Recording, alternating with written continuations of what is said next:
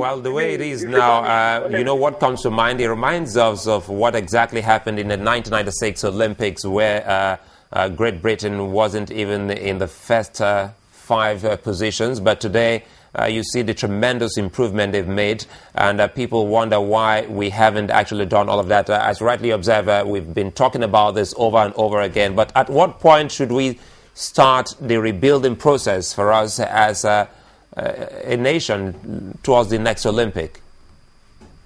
Well, the next Olympics is over. That is the news that I have for you. You cannot plan for the next Olympics in a row. No, forget it. Olympic competition has really, look at Australia.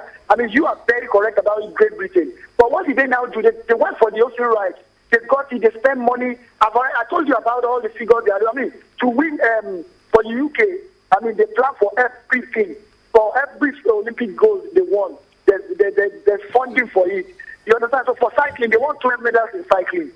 For that, they spent £26 million for it. They've been spending that money for the last 7 years when they knew they were going to host. For one cyclist that wins any medal, it's costing them 2.16 million in pounds. So it takes years.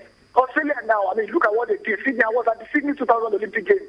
They won so many, they were really shining. But now they are poor in nations. They didn't win nothing simply because the competition is gone high. If you look at Kenya is always dominating the lot. But look at where Kenya is today. They didn't win any, they are 28 on the table. Just 2 gold, 4 silver, and 5 gold.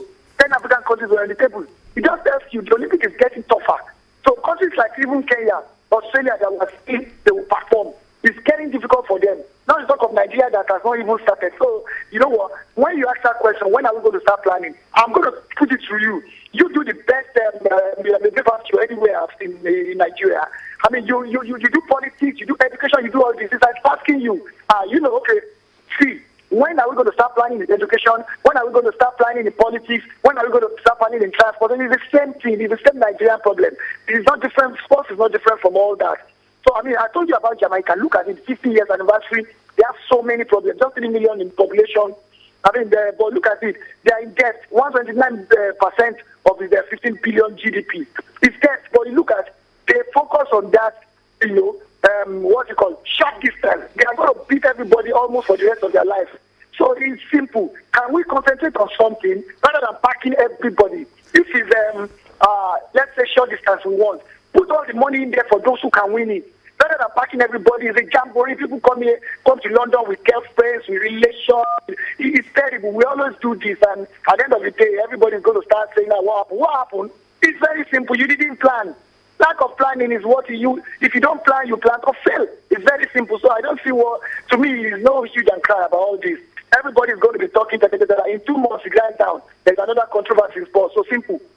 Well, a big point you just made there. In other countries, definitely you get to see that they just focus on one particular 1, 2, 3, not on the entire games. If you just want to go into swimming and come out, victorious. But for us, we just like an octopus, all hands on virtually every sport.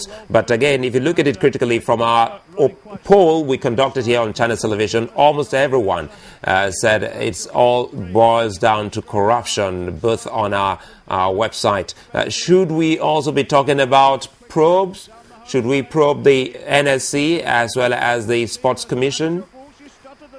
Okay, let's probe them like we probed the petroleum subsidy, like we probed the stock exchange. What has that come to? What has come of it? It's going to come and go. You probe who? If you are going to probe the National Sports Commission, which you should, for me, Patrick Ekeki is in there, the minister is in there, NOC is collecting their own money. But at the end of the day, listen, Patrick Ekeki was at the House Committee on Sports. There were a lot of issues raised. They died down and he still got the budget. So to me, it's still nothing. Forgive me if I'm skeptical about any probe. I mean, I watch you every morning talk about probes.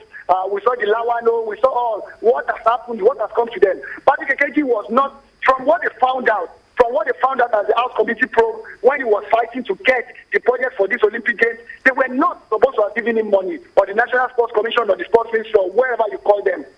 But at the end of the day, a lot of people are into this. It's not just the National Sports Commission alone. It goes to the National Assembly. It goes to those who are far higher up to them. Those who are going to probe these people are involved. They Their families are where the London Olympic Games, like the every Olympic Games. They are involved, so who is going to probe who? If there's no way you are going to probe somebody who, he gave you a list of those who are going to go to the Olympics, and you added your own family and everybody, and you got a lot of money from them. A lot of people are not telling the truth.